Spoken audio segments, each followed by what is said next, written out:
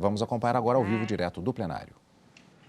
Declaro aberta, neste 28 de junho de 2023, a 20ª sessão ordinária do plenário do Supremo Tribunal Federal. Cumprimento os eminentes pares, né, os que estão aqui de forma presencial e os colegas que se encontram presentes de forma remota. Vejo ali o ministro André Mendonça e já chamadas do ministro Luiz Roberto Barroso. Cumprimento também o senhor Procurador-Geral da República, as senhoras e senhores advogados, senhores servidores, todos os que nos assistem, inclusive de forma telepresencial. Peço à senhora secretária que proceda à leitura da ata da sessão anterior. Ata da 19ª Sessão Extraordinária do Plenário do Supremo Tribunal Federal, realizada em 22 de junho de 2023. Presidência da senhora ministra Rosa Weber. Presentes à sessão os senhores ministros Gilmar Mendes, Carmen Lúcia Dias Toffoli, Luiz Fux, Roberto Barroso, Edson Fachin, Alexandre de Moraes e Nunes Marques. Ausente, justificadamente, o senhor ministro André Mendonça. Procurador-Geral da República, doutor Antônio Augusto Brandão de Aras. Abriu-se a sessão às 14h51, sendo lida e aprovada a ata da sessão anterior. Questiono os eminentes pares sobre alguma complementação ou observação quanto à ata. Nada havendo, declaro-a aprovada.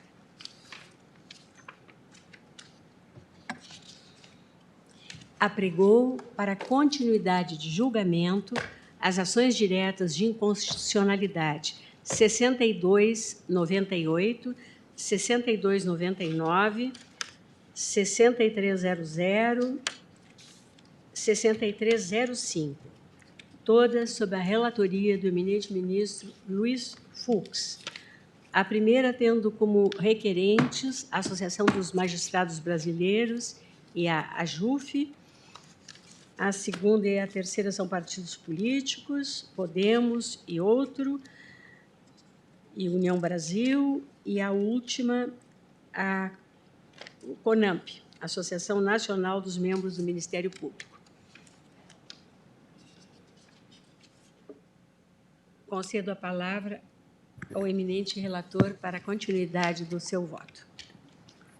Muito boa tarde, Sua Excelência, senhora presidente do Supremo Tribunal Federal, ministra Rosa Weber, Sua Excelência, ministro Procurador-Geral da República, egressos integrantes da Corte, os que estão presentes, os que estão no nosso vídeo aqui, visível. Senhora presidente, eu parei na última sessão sobre a inconstitucionalidade do procedimento de juiz de garantia no Tribunal do Júri. Eu vou procurar fazer uma leitura, às vezes, mais rápida e, às vezes, nem fazer a leitura, porque eu vou condensar esse voto todo e distribuir os colegas no momento em que o ministro Toffoli trouxer o pedido de vista, porque, para mim, o importante são as conclusões, e aí eu teria que fazer uma referência a todos os artigos e por que eles são constitucionais e por que eles são inconstitucionais. Então, aqui, senhora presidente, eu já, com a vênia de todos, a licença de todos, eu inicio dizendo que sustentou-se que o processo penal brasileiro contempla no procedimento do Tribunal do Júri a separação do juiz que atua na instrução e o juiz de mérito, para tentar fazer uma semelhança. Com todas as vênias dos que entendem em sentido contrário, as semelhanças são absolutamente mínimas, exceto exatamente neste ponto, e que a própria Constituição atribui ao Tribunal Popular a competência para o julgamento do mérito, nos casos de crime doloso contra a vida, ao Tribunal Popular, ao Tribunal do Júri. Então, não há possibilidade de haver juiz de garantia, o juiz que vai até a pronúncia, e o juiz da pronúncia até o Tribunal Popular. Por outro lado, a decisão da pronúncia não gera o impedimento para presidir o julgamento do Tribunal Popular. E aqui o grande problema é que no juízo de garantia, o juiz de garantia está proibido de prosseguir no processo, está impedido de prosseguir no processo.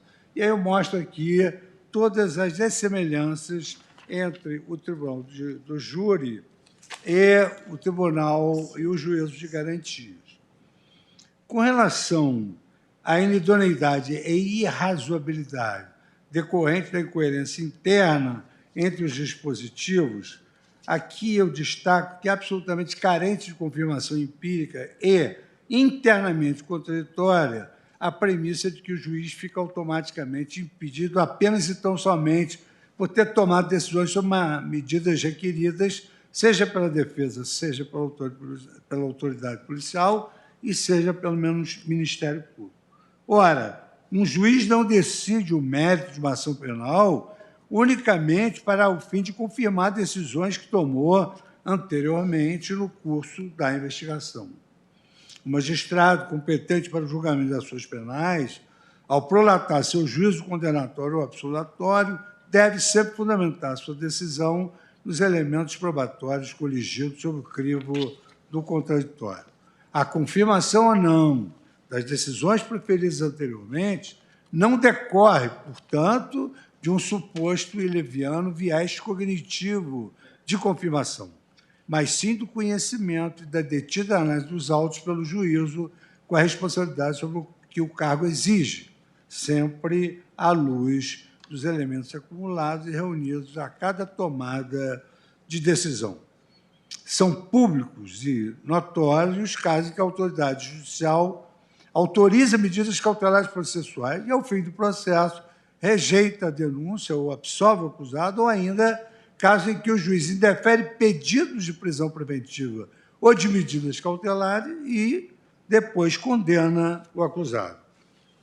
Ainda sobre esta mesma perplexidade, qual será o destino, por exemplo, do juízo de reconsideração, se a lei presume iure et de iure a parcialidade dos órgãos julgadores para rever suas decisões futuras?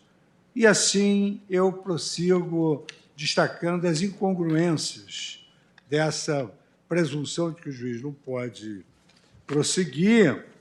Vou pular aqui e digo que, em conclusão a este item, eu verifico que todo este quadro está a indicar que a disciplina do artigo 3D, ao prever o impedimento do juiz das garantias para atuar no julgamento do mérito da ação penal, unicamente em razão de decisões fundamentadas por eles proferidas, não trata a exceção como regra e, portanto, revela-se absolutamente inidônea por importar no incremento da proteção da imparcialidade do julgamento final.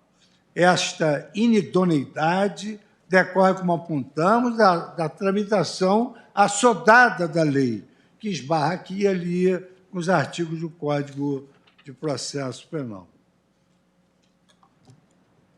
À luz destas premissas, eu, no afã de responder aos inúmeros amici curiae, eu estou dando um voto contra uma multidão de amici curiae que vieram aqui falar da lei do juiz de garantias.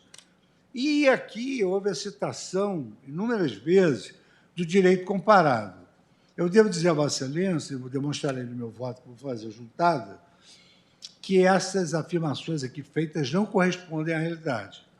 Todos os países que aqui foram citados, que contém no seu organismo um juiz de garantias, é porque esse juiz faz, às vezes até de delegado de polícia. Em determinados países aqui citados, esses juízes integram a carreira do Ministério Público e, inclusive, juízes que podem decretar de ofício quaisquer medidas.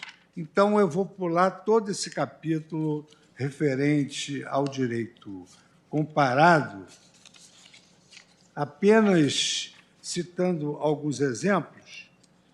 Em 1989, julgando o caso Hauschild versus Dinamarca, o Tribunal Europeu traçou um limite ao emprego do conceito de imparcialidade objetiva. Segundo assentou o Tribunal Europeu de Direitos Humanos, naquele julgado, o mero fato de o juiz ter atuado na fase da investigação não conduz ao seu impedimento, para funcionar posteriormente na fase de julgamento, não derivando, portanto, sua parcialidade automática. A Corte considerou não violada a imparcialidade objetiva no caso da Dinamarca, pela seguinte razão. Na Dinamarca, a investigação é conduzida pelo Ministério Público com auxílio da polícia e não por um juiz. Então, aqui há várias e várias diferenças. Eu, inclusive, ontem recebi um documento de que naqueles países em que se alega que estão tentando implantar o juiz de garantia, na verdade, nesses países, hoje, há um movimento para, digamos assim, estabelecer que as leis locais estabeleçam o juízo que eles chamam de controle da investigação, porque não admitem que haja uma lei geral para esse tipo de tutela, tendo em vista que cada país tem as suas peculiaridades. Eu aqui eu extraio das jurisprudências do Superior Tribunal de Justiça de Portugal, que foi aqui citado como grande exemplo.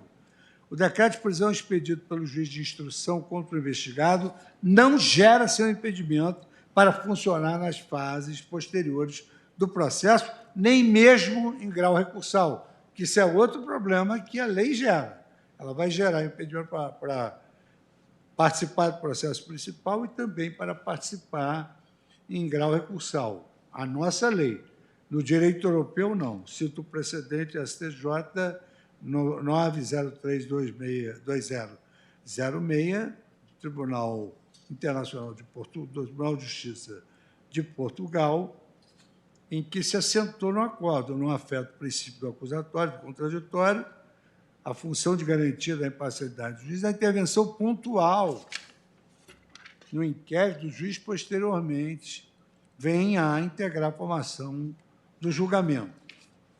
Porque nós sabemos que a lei do juiz de garantias ela cria uma barreira que o juiz de garantias não pode participar do julgamento, não pode ver a prova que foi produzida.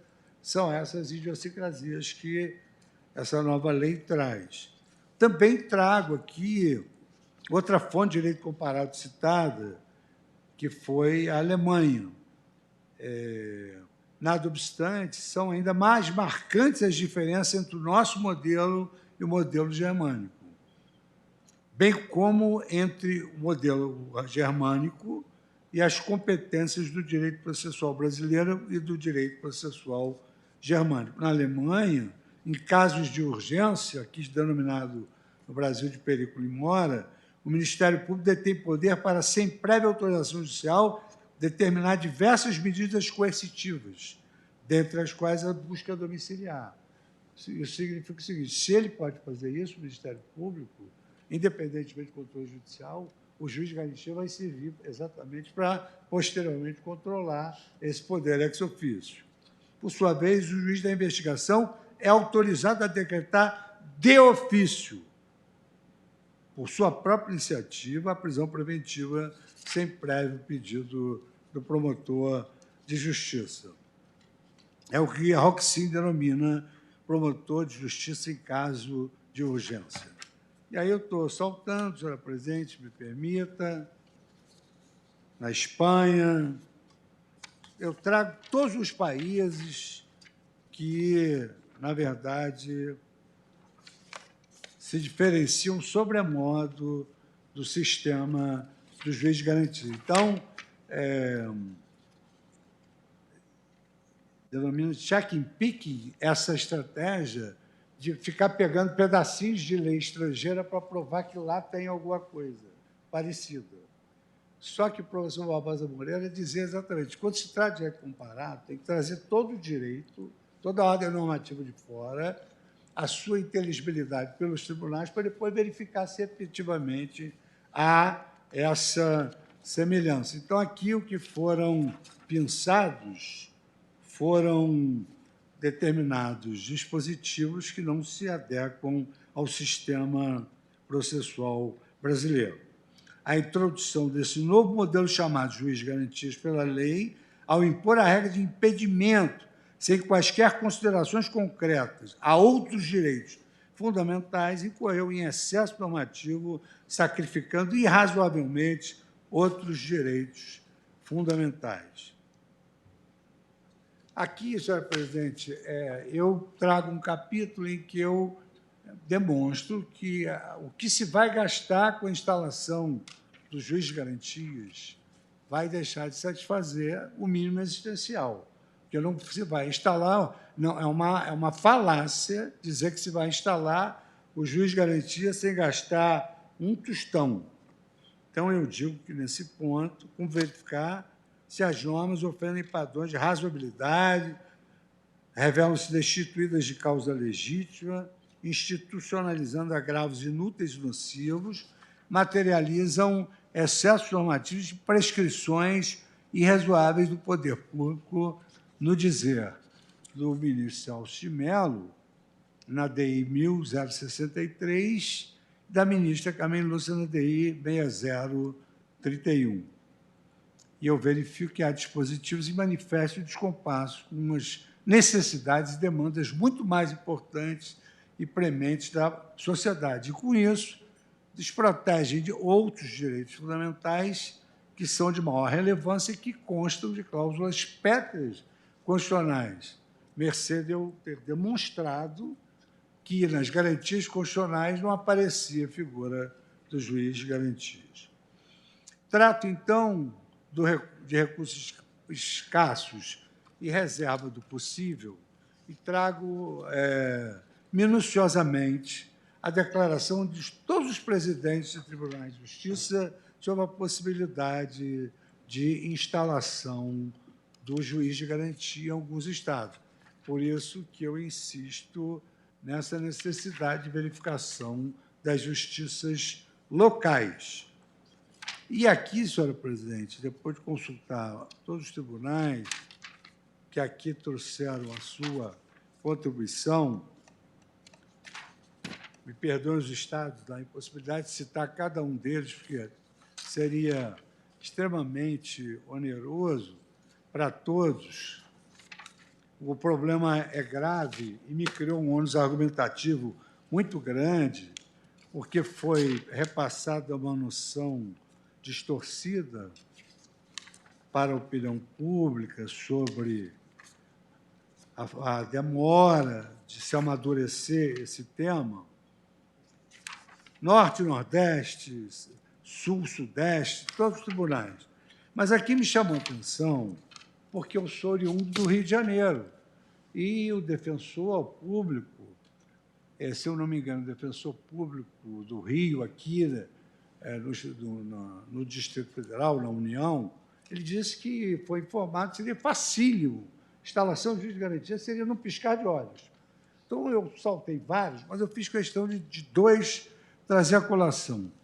O Tribunal de Justiça do Rio diz o seguinte: o projeto para a criação de juiz de garantias padece de flagrante vício de iniciativa ao devido processo legislativo, na medida que se originou de sugestão parlamentar invadindo a esfera do Poder Judiciário. A lei acabou sendo sancionada sem previsão de impacto orçamentário. Impacto financeiro gravíssimo decorrente de sua soldada implantação, cuja complexidade reclama necessariamente uma completa reorganização do Poder Judiciário. Aí fala em magistrados, servidores, porque nós não podemos pensar numa nova estrutura judiciária sem Ministério Público, sem Defensoria Pública, sem cartório, sem mesa, sem cadeira, sem servidores, etc.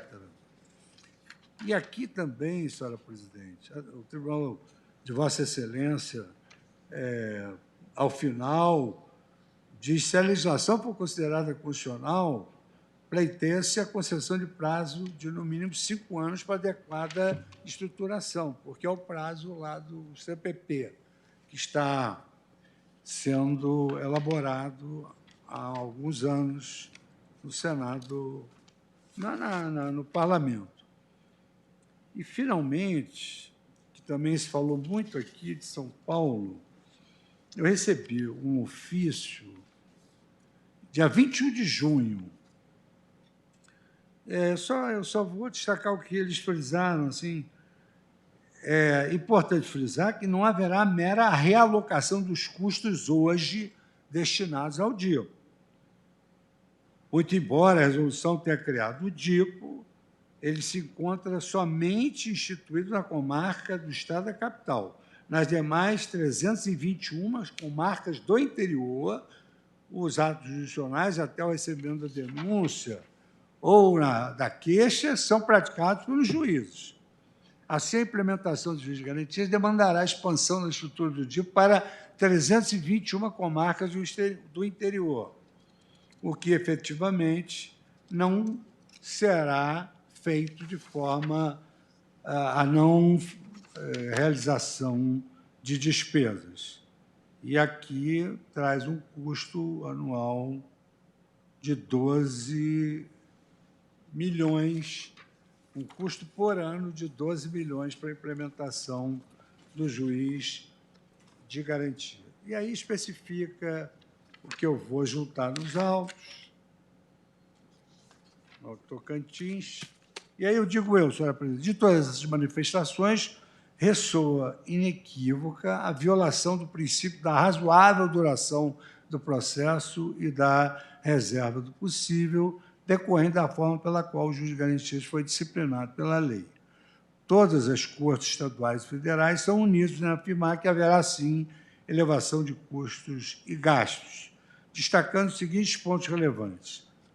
As informações são relativas à falta de infraestrutura, o que impediria o eficiente e escorreito andamento de processos criminais, aumentando o tempo de tramitação e gerando, ainda que em potencial, prescrição da pretensão punitiva, a percepção de que a nova sistemática importaria em prejuízo a coleta de provas aos demais atos de instrução, uma vez que o inquérito teria sido finalizado em uma comarca, provavelmente aquele que aconteceu o ato delitivo, a ação penal estaria em tramitação em outro município, afastando-se a inteligência do Código de Processo Penal, quando define a competência pelo lugar do crime. 3. A constatação de que a nova sistemática terá vultosos prejuízos à administração da Justiça quanto à inevitável majoração do tempo de tramitação, destacando as estimativas, que eu não vou ler, a necessidade de criação por lei, implantação, pelo menos em São Paulo, de 33 unidades judiciais com estrutura básica de um magistrado ou magistrada e 5 servidores ou servidoras, com custo anual estimado na folha de pessoal da ordem de 40 milhões de reais, sempre precedido de encaminhamento de projeto de lei à Assembleia Legislativa Estadual. Destaco que a reestruturação da infraestrutura de todas as unidades judiciárias criminais dos Estados e redistribuição dos escassos recursos materiais humanos e financeiros comprometerão a continuidade de outras ações prioritárias do investimento em outras unidades judiciárias não criminais. Some-se a isso os dados constantes do relatório Justiça em Números, publicado pelo Conselho Nacional de Justiça, em 2022, de que há no Brasil atualmente mais de 7.500.000 processos criminais em andamento, excluídas as execuções penais. Destes, em torno de 2.200.000 são casos novos. Significa dizer que, a partir do momento que for aplicada a regra do impedimento dos juízes que atuaram na fase do inquérito, serão fatalmente paralisadas em torno de 5 milhões de ações penais, até que se organizem nos diversos estados para indicar novos juízes para processar e julgar referidas ações sob pena de nulidade. Aí prossigo ainda com esses dados, falo da proteção insuficiente de outros direitos fundamentais e a razoável duração dos processos e suas repercussões. A lei dos juízes de garantias, ela traz a realização de muitas audiências dos juízes de garantias. Por outro lado, os atos dos juízes de garantias são tão recorríveis quanto os atos dos juízes da causa. Dos atos dos juízes de garantia, cabem todos os recursos e todos os habeas corpus que cabem também com relação ao juiz da causa. E isso, efetivamente, vai implicar numa delongada atividade processual que, por certo, levará à impunidade. A própria Convenção Europeia de Direitos Humanos, ela não traz a figura do juiz de garantias, muito embora ela estabeleça a necessidade de todo cidadão ser julgado por um juiz imparcial. Então, se o juiz de garantia fica impedido de participar do processo principal, e aí nós vamos criar 2 juízes, porque o outro juiz, se olhar a prova, vai ficar imparcial, a Convenção Europeia de Direitos Humanos não traz esse impedimento, muito embora o artigo da Convenção Europeia de Direitos Humanos tenha a preocupação de que todos os cidadãos têm o direito de ser julgado por um juiz imparcial. Então, por que ela não trouxe essa imparcialidade no bojo de um texto tão importante assinado pelo Brasil? Senhora presidente, eu peço todas as vênias para saltar esses demais dados. Eu vou compilar o voto todo, vou passar, quando Sua Excelência, o ministro Toffoli, for trazer e for pedir vista, eu vou distribuir o voto para todos os colegas, vou distribuir com antecedência para Vossa Excelência. E agora, senhora presidente, eu vou passar especificamente a cada artigo que a lei traz, que eu considero constitucional ou inconstitucional.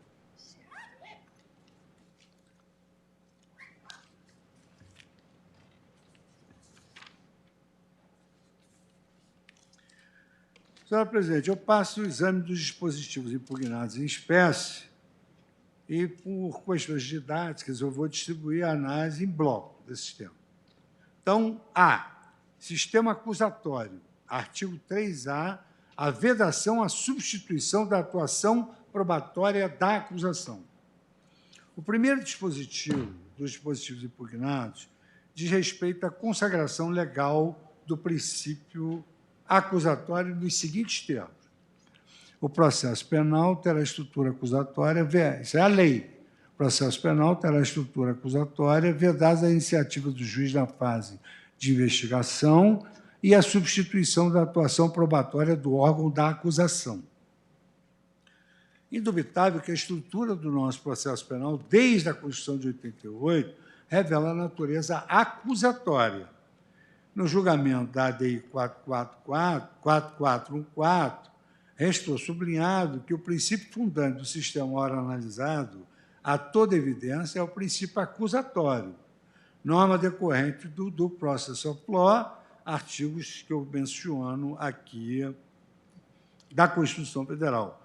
E volto a citar o professor Luigi Ferraioli, que o processo acusatório penal deve ser marcado pela clara divisão entre as funções de acusar, defender e julgar, considerando-se o réu como sujeito e não como objeto da persecução.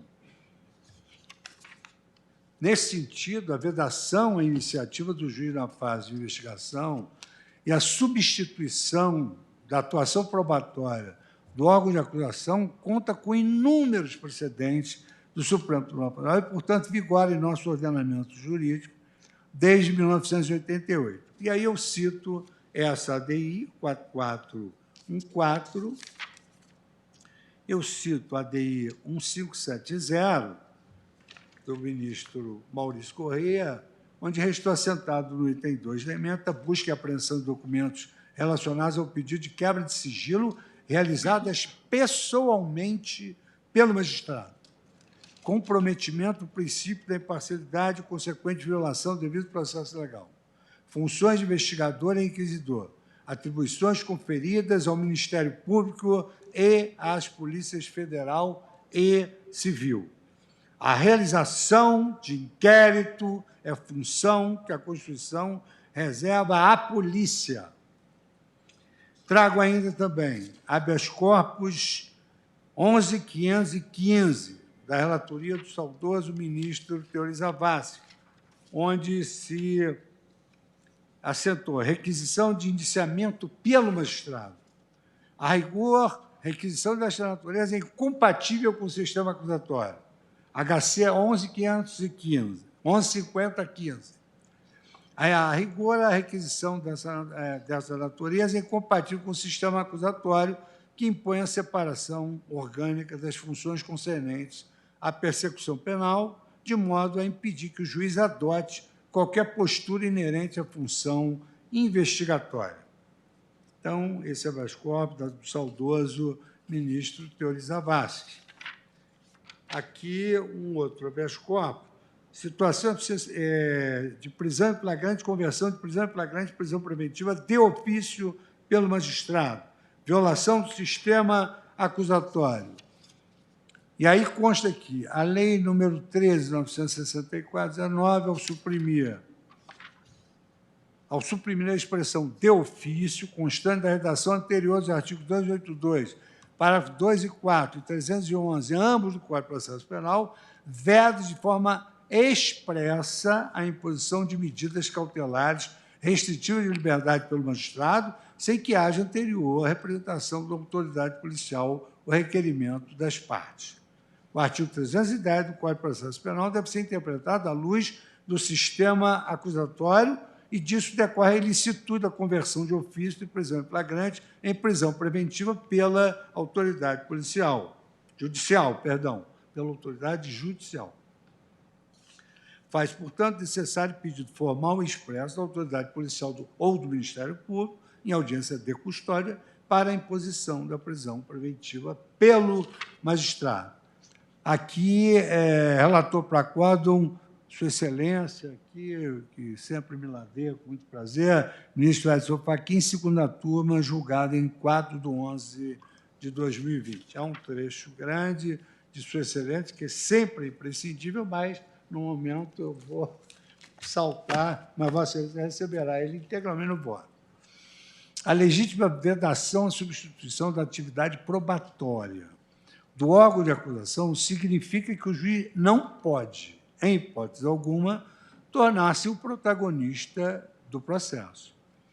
Remanesce, contudo, a possibilidade determinar no curso da instrução ou antes de proferir a sentença a realização de diligências para dirimir dúvidas sobre ponto relevante.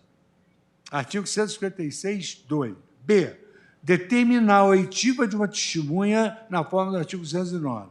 C. Complementar a sua inquirição, segundo o artigo 212. E D.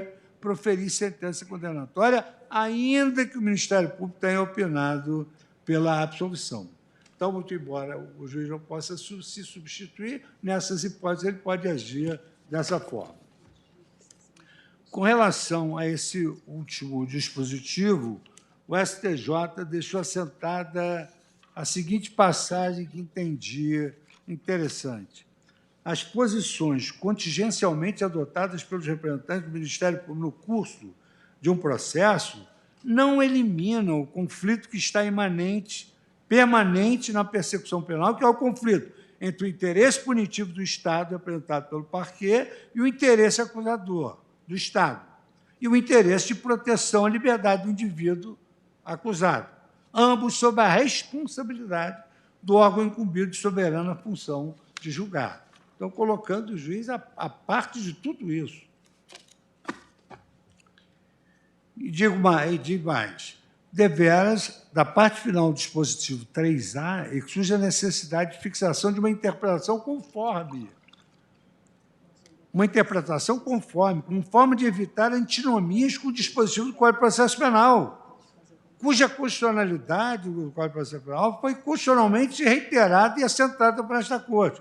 Como é o caso, por exemplo, do seguinte: a prova da alegação incumbirá quem a fizer, sendo, porém, facultado ao juiz de ofício determinar no curso da instrução ou antes de proferir sentença a realização de diligência. Então, como é que o juiz não pode se substituir a um e a outro se ele, às vezes, tem que produzir próprio para dirimir dúvidas necessárias?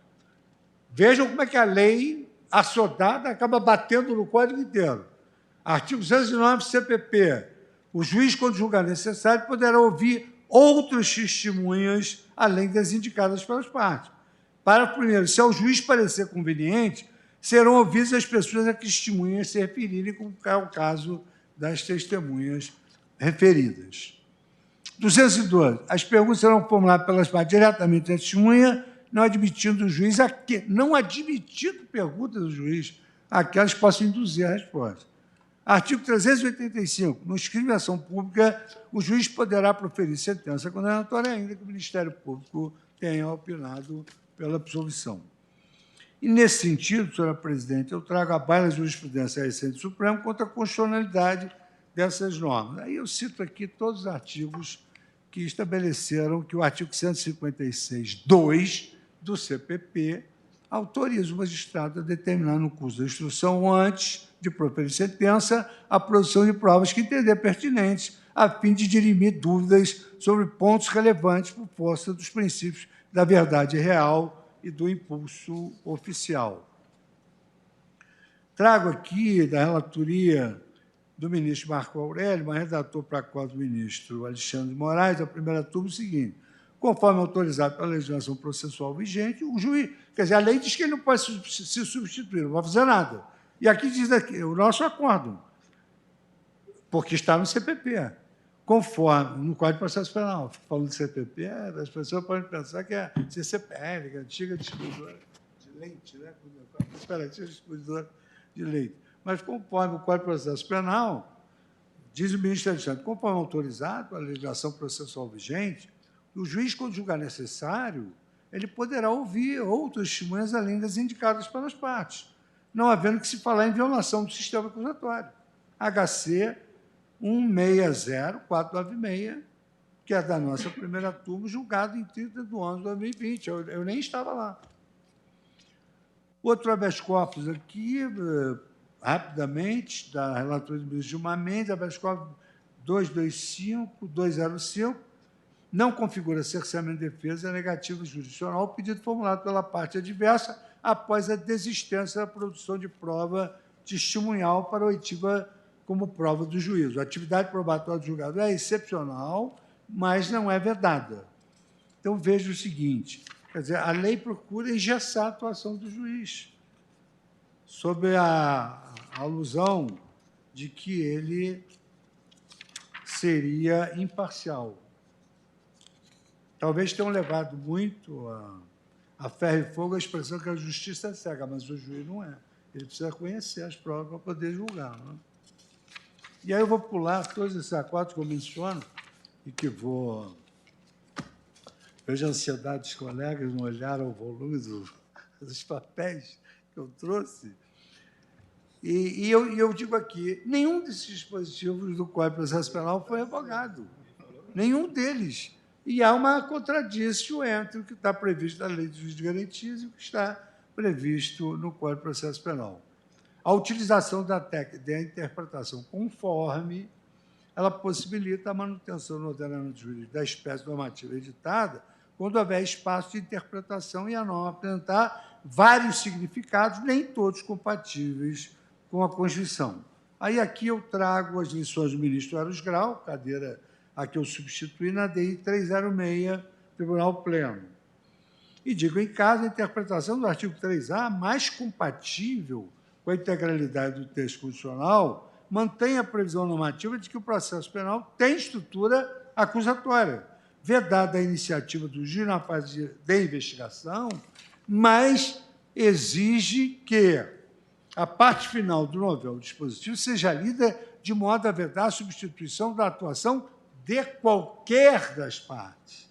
Ou seja, o juiz de garantia ele não pode substituir não só o Ministério Público, também a nenhuma das partes. Isso não está dito na lei. Só está dito que não pode substituir o Ministério Público. Mas, eventualmente, o juiz poderia ajudar a parte do processo penal para, quem sabe, enfim, levar a uma situação que a gente não sabe aonde vai parar isso. Além disso, deve-se compreender que o dispositivo não veda a possibilidade do magistrado, no curso do processo, agir pontualmente nos limites legalmente autorizados. Nesses termos, o novo artigo 3A do Código de Processo Penal, na redação dada pela Lei 13.964, deve ser interpretado de modo a vedar a substituição da atuação de qualquer das partes pelo juiz, sem impedir que o magistrado, pontualmente, nos limites legalmente autorizados, determine a realização de diligências voltadas a dirimir dúvidas.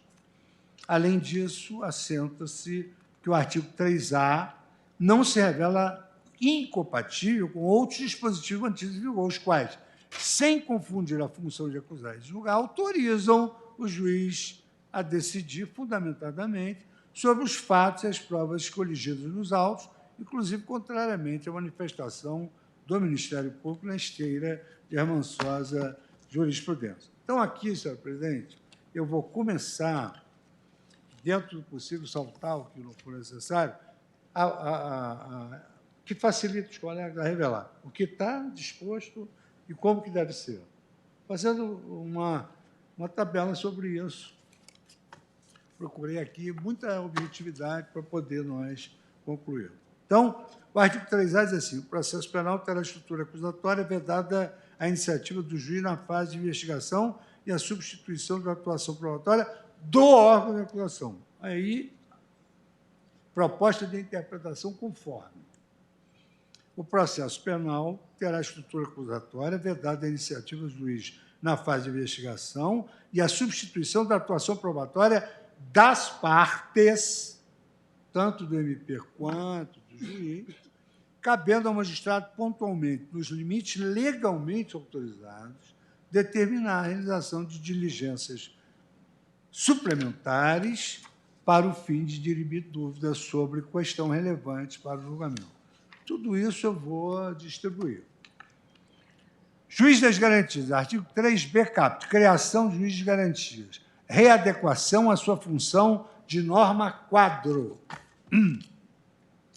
Artigo 3º. O juiz das garantias é responsável pelo controle da legalidade da investigação criminal e pela salvaguarda dos direitos individuais, cuja franquia tenha sido reservada à autoridade prévia do Poder Judiciário, competindo-lhe. Aí diz receber comunicação imediata, receber o auto de prisão, e aí eu vou presumir que os colegas conhecem a lei, mas vou só destacar os itens que deverão ser modificados, no meu modo de ver, com a devida venda das opiniões e contrário.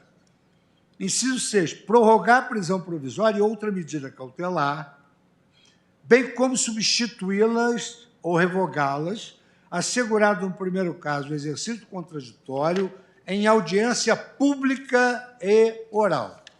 Então, essa prorrogação da prisão provisória, outra medida cautelar, terá de passar por uma audiência pública e oral na forma do disposto neste Código ou em legislação especial. Inciso esse. 6º, inciso 7º, decidir sobre o requerimento de produção antecipada de provas consideradas urgentes e não repetíveis, assegurados o contraditório pela defesa em nova audiência pública e oral. E aí aqui também traz uma série de outras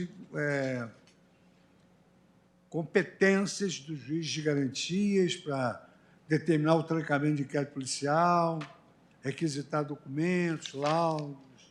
Aí, no inciso 14º, decidir sobre o recebimento da denúncia, ou a queixa, nos termos do artigo 399 do Código.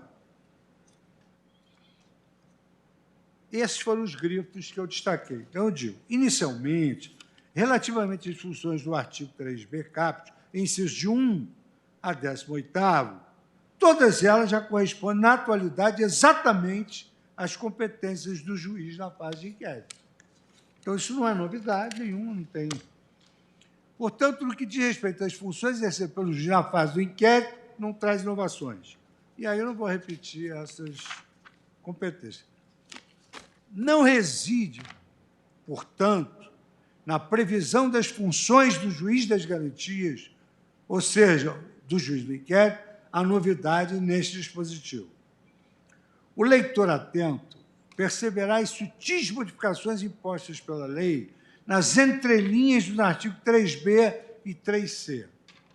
São as alterações aparentemente anódinas da sistemática atual e não o rol de competências judiciais no inquérito que violam realmente a Constituição formal e materialmente. Em primeiro lugar, eu anoto que o artigo 3b cria, sem dizê-lo expressamente, mais um grau de jurisdição. O primeiro atuará na fase do inquérito e o segundo na fase da ação penal. Isto porque, a partir da conclusão do inquérito, a lei torna compulsória em todo o território nacional, que é uma lei que impôs a todo o território nacional a mudança de magistrado competente. Então, é uma lei que criou duas instâncias. a instância anterior, que sempre foi considerada uma instância administrativa, e depois a instância judicial, que é onde funciona o magistrado competente. Trata-se de equivalente funcional de uma nova instância jurisdicional, pois o juiz da ação penal será competente para revisar e revogar, juiz competente, depois na fase seguinte, será competente para revisar e revogar todas as decisões tomadas pelo juiz de inquérito. Então, nós que somos de carreira sabemos que o juiz do mesmo grau de jurisdição não revoga a decisão do outro. O tribunal revoga, a presidência tem essa competência que tem que ter. Então, o juiz do processo pode revogar e revisar as decisões tomadas pelo juiz do inquérito. Contraditoriamente, o juiz do inquérito é o único ao qual a lei chama de juiz das garantias. Quer dizer, de repente, a garantia está no juiz do processo judicial, que vai revisar e revogar as medidas decretadas pelo juiz das garantias. E eu sempre me pergunto, quer dizer que, então, o viés cognitivo do juiz da garantia ele será diferente. Mas por que ele será diferente se ele é juiz como os outros? Ah, porque ele vai ser designado. Ah, bom, aí essa discussão ainda não entrei nela. A determinação de separação entre o juiz do inquérito e o juiz da ação penal mal disfarça essa criação dessa nova instância, embora não detenha competência recursal. O juiz da ação penal detém competência revisora de todos os atos decisórios praticados na fase anterior. Ocorre que a criação de uma nova instância jurisdicional, assim como a criação de novos juízos, não se insere na competência normativa do Poder Legislativo da União, como salientei anteriormente. Ao tornar obrigatório para todos os Estados a criação de varas ou juízos competentes exclusivamente para a fase do inquérito, com a devida vênia, o Poder Legislativo da União definitivamente invadiu a competência legislativa concorrente dos Estados-membros nesta matéria e invadiu no tocante ao autogoverno da magistratura dos judiciários locais, a sua autonomia organizativa. Por esta razão, para adequar o caput do artigo 3b às exigências formais do artigo 96, inciso 1º, letra D, inciso 2º, letras B e D, todos da Constituição, necessário será conferir-lhe interpretação conforme, para que adquira a qualidade de uma norma quadro, limitando-se à estrita esfera da competência concorrente da União nestas matérias.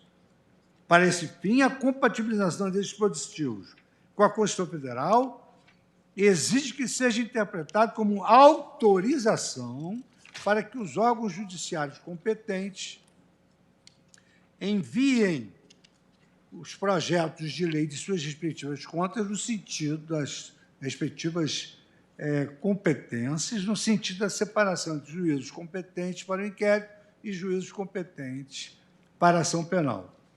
Então, a redação atual é: o juiz de garantias é o responsável pelo controle da legalidade da investigação criminal e pela salvaguarda dos direitos individuais cuja franquia tenha sido reservada, a autorização prévia do Poder Judiciário competindo especialmente. Aí eu digo, esse caput tem que ser substituído por isso aqui.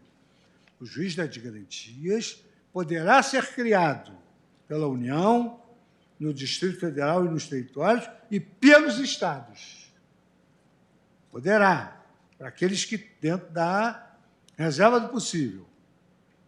E poderá, pelos Estados, para o controle da legalidade da investigação criminal e para a salvaguarda dos direitos individuais, cuja franquia tenha sido reservada à autorização prévia do Poder Judiciário. E, com isso, eu quero dizer que, eventualmente, o juiz de garantia vai ser o juiz do processo mesmo.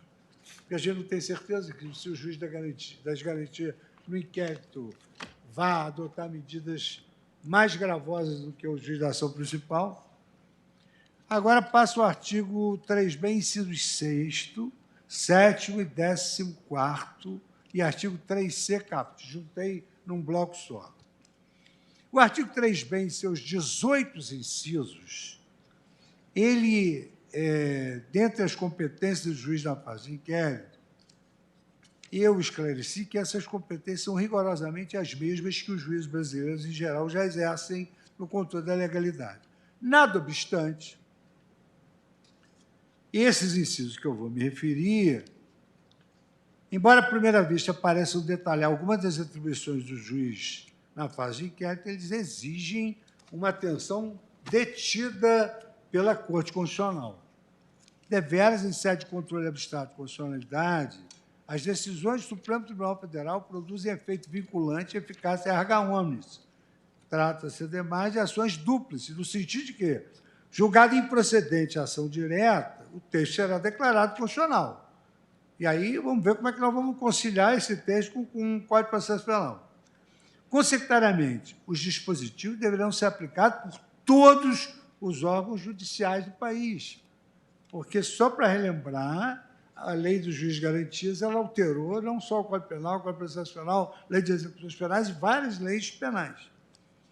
Então, esses dispositivos, se forem considerados constitucionais, eles serão aplicados em todos os órgãos judiciais do país, cuja competência para o respectivo controle difuso de constitucionalidade, no momento de sua aplicação, no caso concreto, restará absolutamente anulada. Nenhum juiz poderá, depois dessa decisão nossa, se declarar constitucional e dizer: eu não vou aplicar esse artigo porque, incidente, portanto, ele é inconstitucional. Essa faculdade que o ordenamento jurídico prevê, de os juízes incidente, tanto no caso concreto, declararem a constitucionalidade de uma lei, não mais poderá existir, porque o Supremo já antecipadamente terá declarado constitucional ou não. Nesse sentido, é preciso ter em mente que, se os dispositivos ora impugnados forem declarados inteiramente compatíveis, ocorrerá isso. Por esta razão, nós temos a responsabilidade de enfrentar todas as nuances e sutilezas dos textos normativos, ora submetidos a julgamento, com vista a tornar clara a interpretação de cada um deles, que se revela compatível com a Constituição, evitando com isso que o Instituto seja gerador de uma usina de nulidades. A meu sentir, sempre com a devida vênia das opiniões em contrário,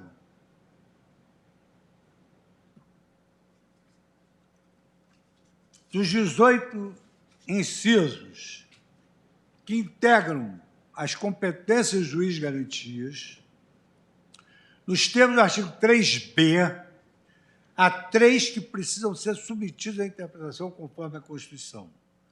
Me refiro ao inciso 6º, ao inciso 7º e ao inciso 14º.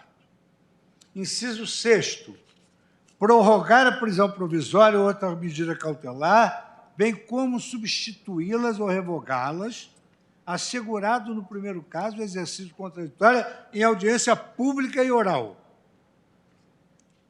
7º, decidir sobre requerimento de produção antecipada de provas consideradas urgentes e não repetíveis, assegurado contraditório em outra audiência pública e oral. Então, vejam quantas audiências só nessa fase anterior inquisitorial. E vamos analisar isso à luz da praticidade, da duração razoável dos processos, que, conforme eu disse, o preso tem o direito, o imputado tem o direito de se ver livre o mais rápido possível da sua acusação. Inciso 14º, decidir sobre o recebimento da denúncia ou a queixa. Quer dizer, o juiz de garantia está competente para receber a denúncia ou a queixa. Bom, então aí nós temos que ver como isso se coloca diante do CPP. Juntamente ao inciso 14º, também deve ser examinado para complementá-lo o artigo 3º-C, cujo teor é o seguinte: a competência do juiz de garantias abrange todas as infrações penais. Nós já vimos que o júri não dá, de menor potencial ofensivo, e cessa com o recebimento da denúncia ou da queixa na forma do artigo 399. Isso não bate com o artigo 399, como eu vou demonstrar. Então, eu examino, em primeiro lugar, o inciso 6º e 7º do artigo B, que estabelece a necessidade de realização da audiência pública e oral sempre que for necessário, respectivamente, para prorrogar a prisão ou qualquer medida cautelar e nova audiência para decidir sobre a produção antecipada de provas. Então, suponhamos que haja necessidade de prorrogação de prisão por uma informação qualquer, vamos fazer uma audiência para isso. Lá para adiante, decide-se produzir, ouvir uma testemunha que pode estar na beira da morte.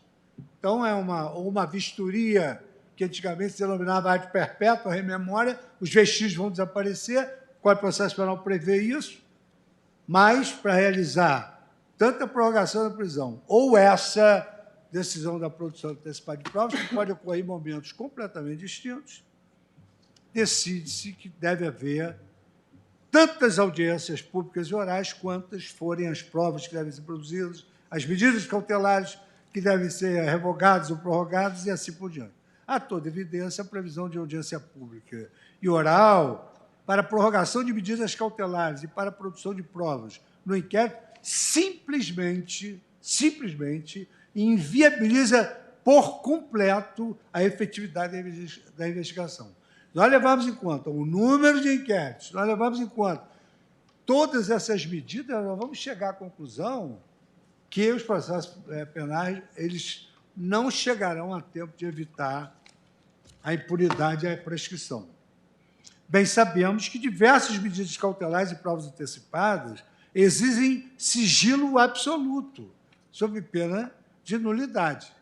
É o caso das medidas de interceptação telefônica, telemática, prova antecipada, quebra de sigilo bancário e fiscal, busca e apreensão. O professor Alberto Reis dizia que o sigilo é o segredo do sucesso de uma medida de urgência, porque se avisar, frustra.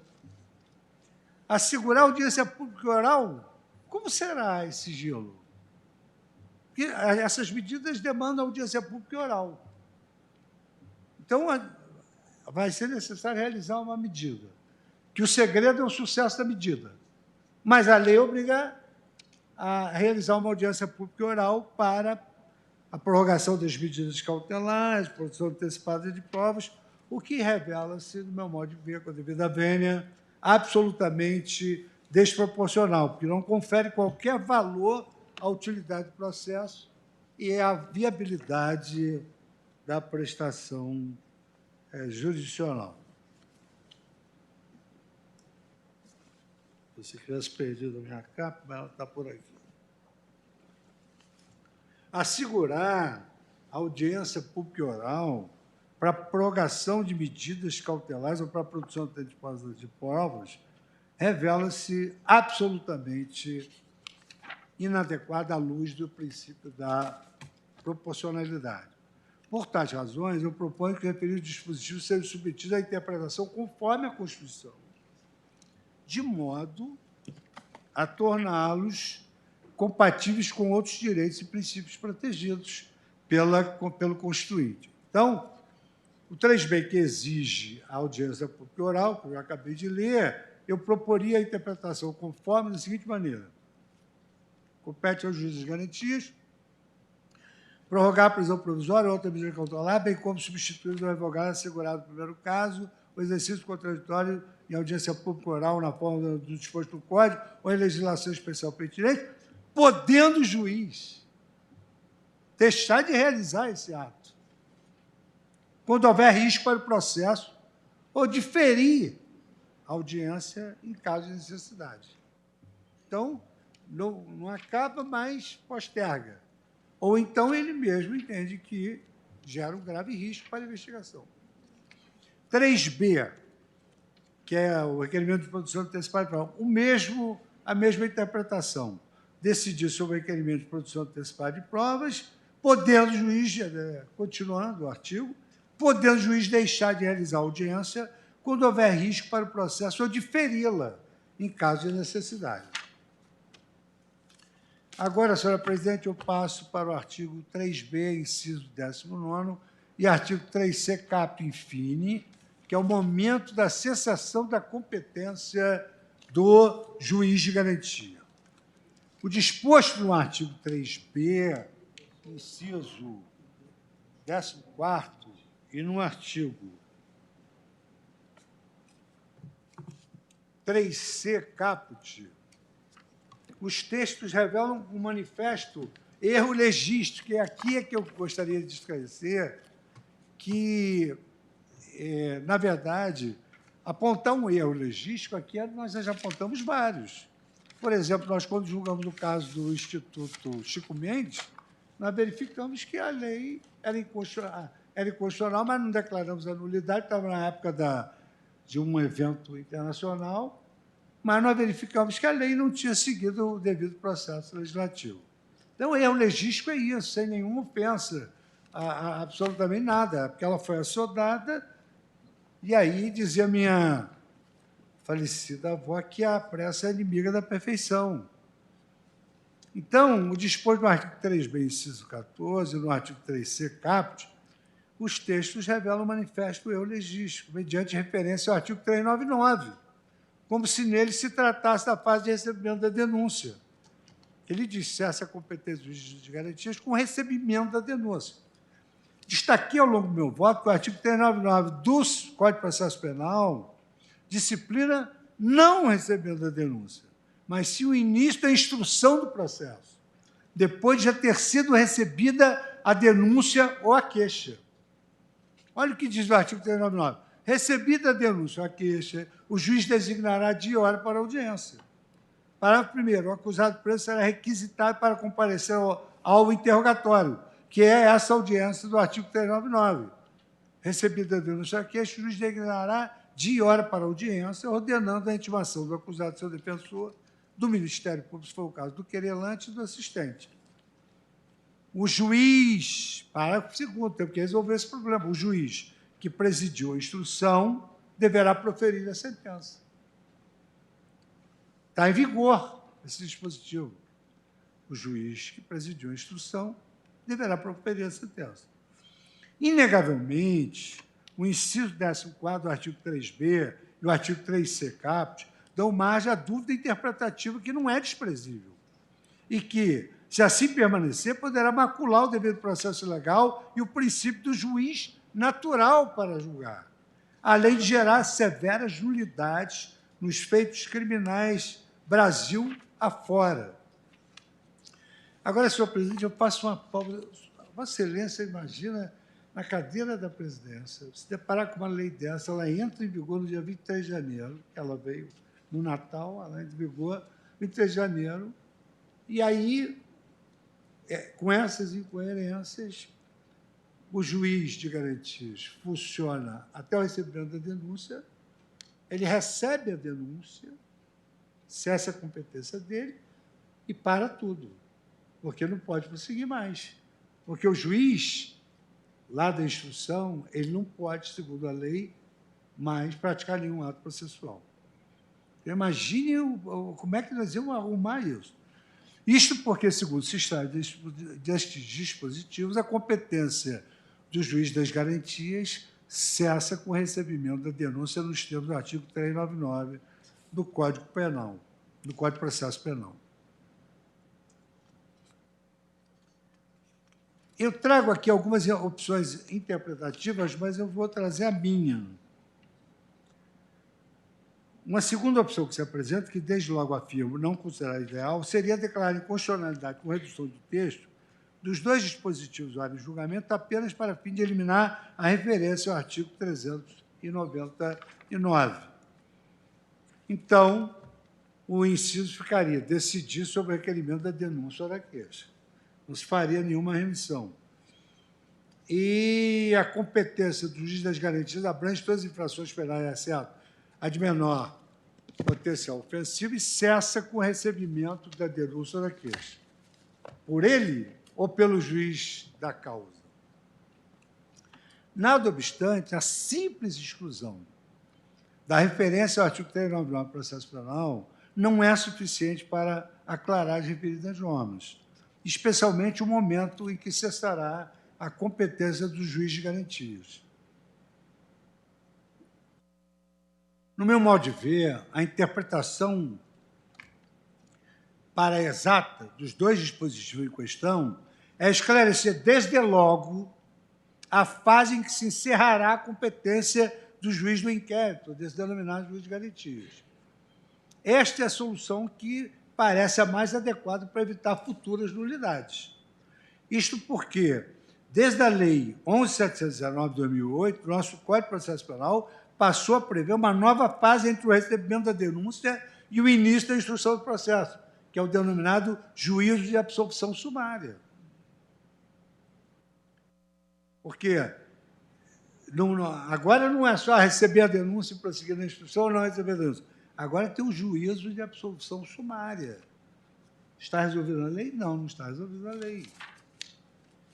Com isso, o juiz deve, primeiramente, decidir se a denúncia deve ser rejeitada ou recebida nos termos dos artigos 395, não 399, 395 e 396 do Código de Processo Penal. No caso da denúncia ser recebida, o juiz deverá, depois da resposta do réu, a denúncia proferir nova decisão, a respeito da possibilidade ou não de absolvição sumária. Em razão desta divisão do procedimento em duas etapas, uma anterior ao recebimento da denúncia e outra, de ter início a instrução da ação penal, formaram-se duas correntes doutrinárias. A primeira, defendendo a fixação da competência do juiz das garantias até o recebimento da denúncia previsto no artigo 396. E a segunda, afirmando que a competência deve abranger tanto o juízo da absolvição sumária, disciplinado no artigo 397, por ser esta última fase antes do início da instrução penal. Então, isso aqui não está resolvido pela lei. Note que a solução desse conflito de normas pelo Supremo Tribunal Federal é da maior relevância. Quer dizer, se um parar aqui, o outro, antes da denúncia, pode promover a absolvição sumária. Se for rejeitada a denúncia, vale turquestio. Mas, antes de receber a denúncia, pode haver a absolvição sumária. Então, a solução desse conflito delimitará exatamente o âmbito de competência de cada juiz, sob pena de produzir nulidades processuais por vício de competência, que são nulidades gravíssimas, como nós vimos aqui, o que o vício da incompetência acabou por levar, depois de ter sido analisado em 3, 4 graus de jurisdição. Infelizmente, a lei, por ter disciplinado esta importante matéria de modo, no meu modo de ver, assodado, descuidado, violou todos os mandamentos de clareza e precisão. A indefinição gera ambiente propício para a produção de nulidades, absolutamente prejudiciais ao direito fundamental à prestação da justiça em prazo razoável. Então, por esta razão, eu proponho, senhora presidente, que esta Corte confira interpretação conforme a Constituição, a parte final do inciso 14º do artigo 3b e a parte final do artigo 3c caput, de modo a sanar suas vicissitudes e erros grosseiros, compatibilizando-os com as demais normas do Código de Processo Penal, mediante interpretação conforme os seguintes termos. Então, o inciso 14º diz assim: cabe ao juiz de garantia decidir sobre o recebimento da denúncia ou da queixa nos termos do artigo 399. Então, a primeira providência é mudar esse artigo 399 pelo artigo 396, que é o que cuida do recebimento da denúncia. Artigo 3c. A competência do juiz das garantias abrange todas as infrações, exceto as de menor potencial ofensivo, e cessa com o recebimento da denúncia ou da queixa na forma do artigo 399. Então, aqui no artigo 3c também tem de corrigir esse denominado erro legístico. Agora, artigo 3b. Parágrafo 1º e parágrafo 2º, prazos improrrogáveis e audiência de custódia. Esses artigos estão a merecer atenção especial da Corte. As normas que estabelecem relaxamento automático de prisões cautelares, independentemente das situações concretas que justifiquem a manutenção da medida, como são o risco para a ordem pública, a ordem econômica, a instrução processual e a aplicação penal, não pode ter um efeito assim tão automático. As medidas cautelares processuais, por sua natureza, têm a finalidade de preservar o resultado útil do processo. Por esta razão, a lei não pode impedir que o juiz, no exame do caso concreto, autorize a prorrogação das medidas cautelares, no exame do caso concreto, justificando fundamentadamente a sua necessidade. A determinação de liberação automática do preso, unicamente em razão da inobservância dos prazos, que podem se revelar absolutamente exíguos, não é compatível com a proteção de outros princípios e direitos fundamentais titularizados pelos cidadãos destinatários das normas no Estado democrático de direito. O professor Alexia, quando trata dos direitos fundamentais, ele cuida dos direitos fundamentais da sociedade também. Quer dizer, o juiz de garantias tem que garantir a sociedade também. Então, eis o teor do dispositivo. 3B. 3B, parágrafo 1º, compete ao juiz de garantias. O preso em flagrante, ou por força de mandado de prisão provisória, será encaminhado à presença do juiz de garantia no prazo de 24 horas, momento em que se realizará a audiência com a presença do Ministério Público, da Defensoria ou do advogado constituído, vedado o emprego da videoconferência. Parágrafo 2º. Se o investigado estiver preso, o juiz de garantias poderá, mediante representação da autoridade policial e ouvido do Ministério Público, prorrogar uma única vez a duração do inquérito por até 15 dias, após o que, se ainda assim a investigação não for concluída, a prisão será imediatamente relaxada. Então, eu passo a análise desses dispositivos. Os parágrafos 1º e 2º do artigo B estabelecem prazos impreteríveis, improrrogáveis, e que, muitas vezes, em razão das peculiaridades do caso concreto, podem se revelar exíguos para a realização da audiência de custódia ou a conclusão da investigação. Então, eu rememoro aqui que há lugares que se deve percorrer durante 4 dias e 3 noites para se chegar àquele determinado lugar. Levando em consideração que 4 dias e 3 noites leva o juiz do local, o juiz de garantias vai levar mais 4 dias e 3 noites para chegar ao local. E, evidentemente, diz a lei, a prisão deve ser imediatamente relaxada. Imagine isso, presidente, lá na prisão, na fronteira lá da Amazônia, onde o tráfico de droga, onde morreram aqueles dois, o Bruno e o Felipe, lá. Imagine, 15 dias, concluiu, não foi concluído em 15 dias. Prorrogado mais 15 dias, foi concluído? Não foi concluído em 15 dias. Pela lei aqui, prisão imediatamente relaxada. Deve-se examinar quais serão as consequências da não observância deste prazo. Quando razões concretas e imperiosas, fundadas na complexidade do caso, exigirem sua prorrogação e manutenção da medida cautelar prisional. A jurisprudência desta Corte, tradicionalmente, submete ao princípio da razoabilidade todos os dispositivos de lei que estabeleçam prazos peremptórios de duração de medidas cautelares processuais. É o caso, por exemplo, da medida cautelar de interceptação telefônica. O artigo 5º da Lei 9296 estabelece prazo de 15 dias, renovar por igual tempo uma vez. Uma vez só, 15 dias, mais 15 dias de interceptação telefônica. Evidentemente, mostra-se absolutamente contrária à efetividade da realização da justiça penal impedir o emprego de um importante meio de prova, unicamente porque já escoou o prazo de sua duração, ainda que os órgãos da persecução penal estejam prestes, por exemplo, vou citar um exemplo aqui, ministro Alexandre, com a sua experiência, prestes, por exemplo, a descobrir o cativeiro da vítima sequestrada. Está prestes, mas aqui a lei manda soltar imediatamente. Ou a data da realização da entrega de uma carga elevada de drogas. Pode demorar. Aqueles casos que nós julgamos pela turma de 1 tonelada de cocaína. É em razão do primado da realidade que a jurisprudência do Supremo Tribunal Federal sempre considerou lícitas as prorrogações sucessivas das interceptações telefônicas, jamais aceitando a tese de que estariam limitadas a uma única prorrogação, independentemente da gravidade do caso concreto.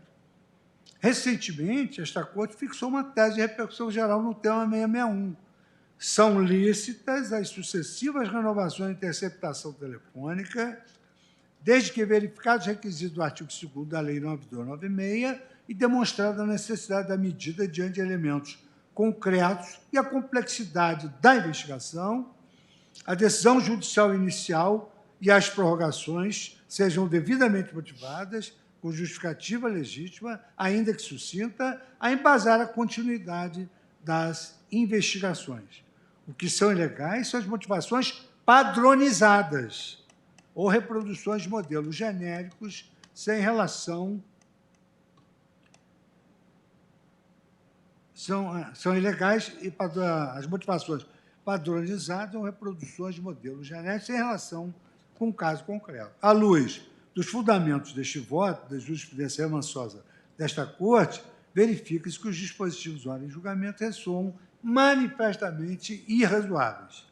Deveras ferem o direito fundamental à inafastabilidade da jurisdição, qualquer interpretação dos mencionados parágrafos 1 e 2, que imponha prazos improrrogáveis e deles extraia presunções absolutas e abstratas de ilegalidade da prisão cautelar, sem permitir prévia decisão da autoridade judiciária competente, fundamentada na periculosidade do agente ou na complexidade do caso.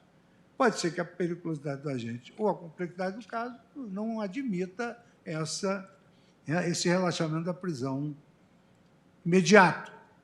O artigo 3b, parágrafo 1º, prevê prazo impreterível de 24 horas para a realização da audiência de custódia sob pena de relaxamento da prisão em flagrante. O dispositivo em questão, ele desconsiderou, em primeiro lugar, as diversas circunstâncias de real impossibilidade fática do deslocamento do preso neste prazo. Então, veja, ignorou isso. Eu trouxe aqui dados recebidos na quarta-feira passada de que mais de 800 presos não foram apresentados por falta de estrutura. Inclusive, o ministro Alexandre, com a sua experiência de secretário de Segurança, esclareceu o porquê dessas dificuldades. Se 800 presos são apresentados num Estado da Federação, imagina o Brasil inteiro.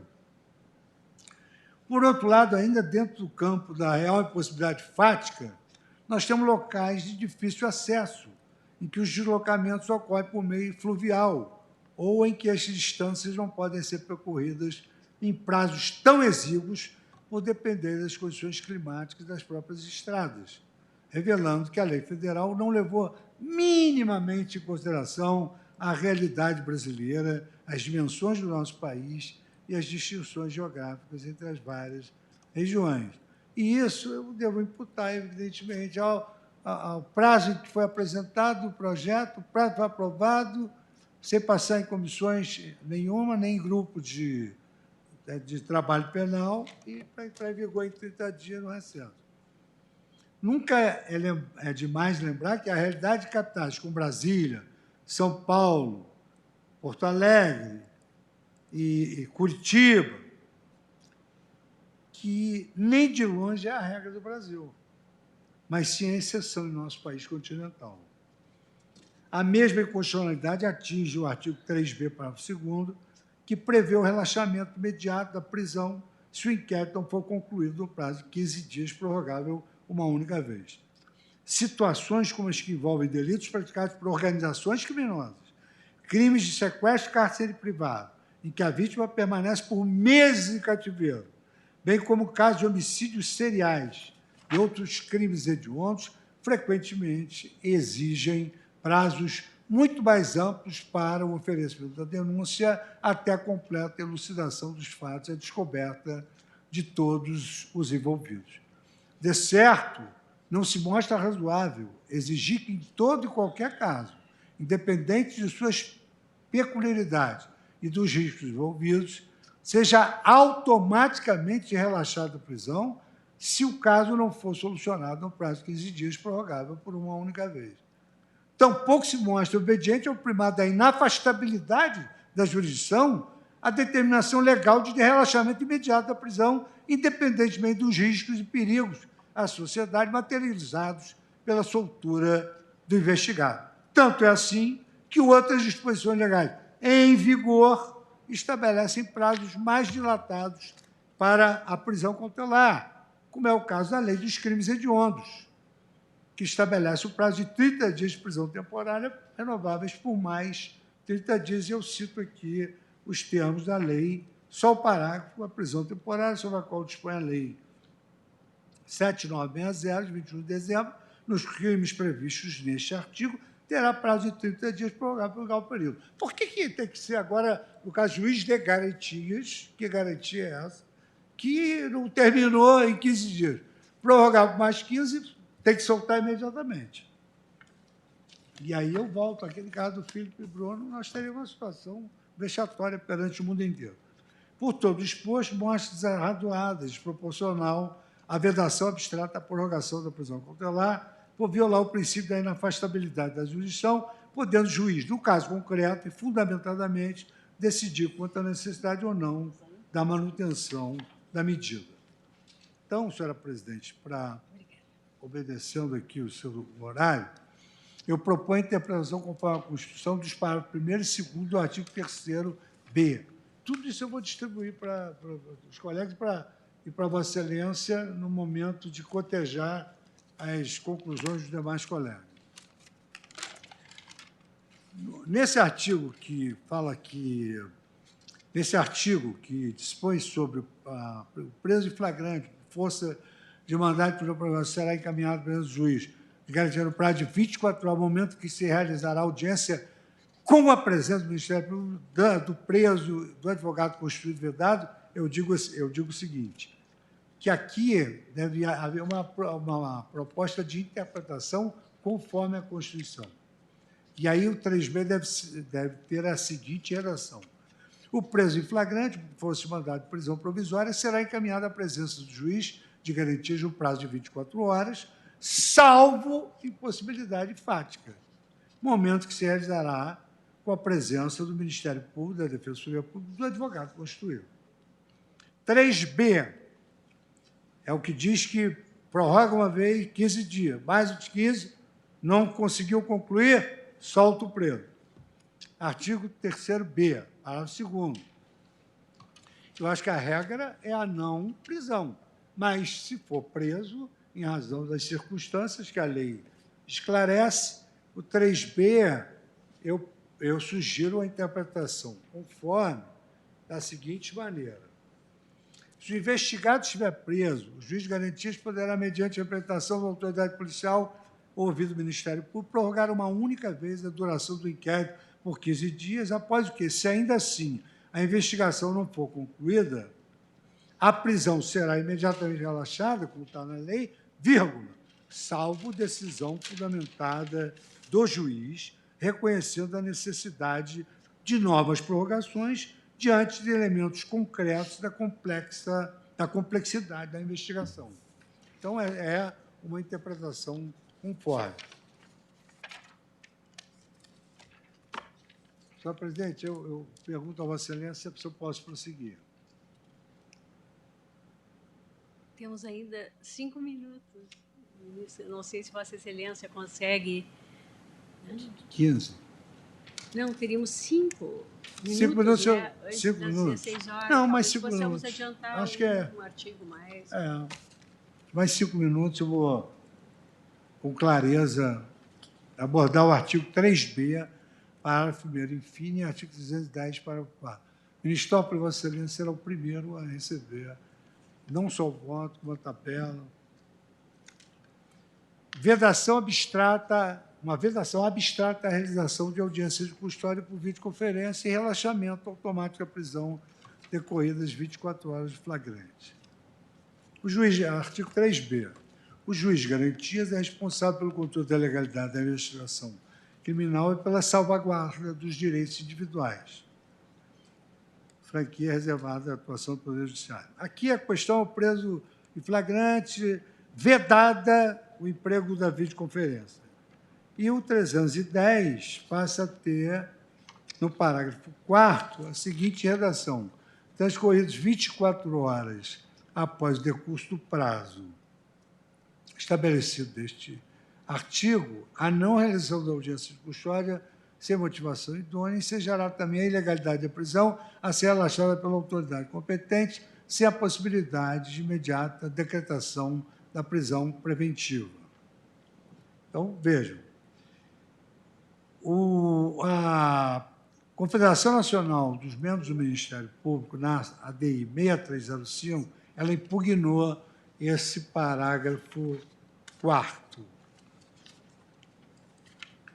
E ela dispõe, vou citar um trecho para nós podermos cumprir o nosso desígnio de conclusão sem a pressa que a lei teve, mas com, digamos assim, a natural leitura do voto. Diz o seguinte: o Ministério Público, através dessa entidade nacional. O parágrafo 4º do artigo 310 do Código Penal, assim negritado, é fruto de alteração legislativa feita pela lei e que padece de inconstitucionalidade ao prever hipótese de soltura automática, levando em consideração prazo inflexível, ao mesmo tempo permite o decreto de prisão preventiva, sem a realização da própria audiência de custódia. Quer dizer, olha, veja o seguinte: se não for feita a audiência de custódia, relaxa, ou então o juiz decreta a prisão preventiva. Quer dizer, os requisitos da prisão preventiva, hoje, eles são excepcionais, até porque nós tivemos aí uma alteração legislativa que sempre que o juiz puder trocar a prisão preventiva por medidas cautelares, ele deve fazê-lo. Então, eu trago aqui, que constará do voto, para todos terem conhecimento, essas impugnações. E tem uma impugnação aqui que eu entendo pertinente. A dimensão territorial do Brasil e de seus estados federados muitas vezes impede o cumprimento exato do prazo de 24 horas para a apresentação do preso detido à realização da audiência de custódia. Esse prazo é exíguo para apresentar a audiência de custódia. É comum nos estados, no âmbito da Justiça Federal, quando a realização do plantão judiciário, a divisão do território em regiões administrativas que pode abarcar mais de uma comarca. De modo que pode vir a ocorrer de o juiz designado para o plantão ser lotado na cidade A, o promotor de justiça na cidade B, isso é um fenômeno brasileiro, e o defensor público na cidade C, o que inviabiliza a realização do ato no prazo de 24 horas, de modo extemporâneo e não acarreta nulidade, portanto, não há nenhuma ilegalidade na não realização dessa audiência de custódia. Cumpre analisar o artigo 310, parágrafo 4º, em conjunto com o disposto no parágrafo 1º, que vedou de forma peremptória a realização de audiências de custódia por videoconferência. Aqui eu vou me estender um pouquinho mais, senhora presidente, e peço, então, a vênia para verificar que estamos no horário das audiências, Vossa Excelência deve tê-las também. E aí eu vou marcar aqui onde paramos, mas vamos concluir hoje essa votação. Agradeço ao ministro Fux. Suspendo o julgamento e a sessão pelo prazo regimental.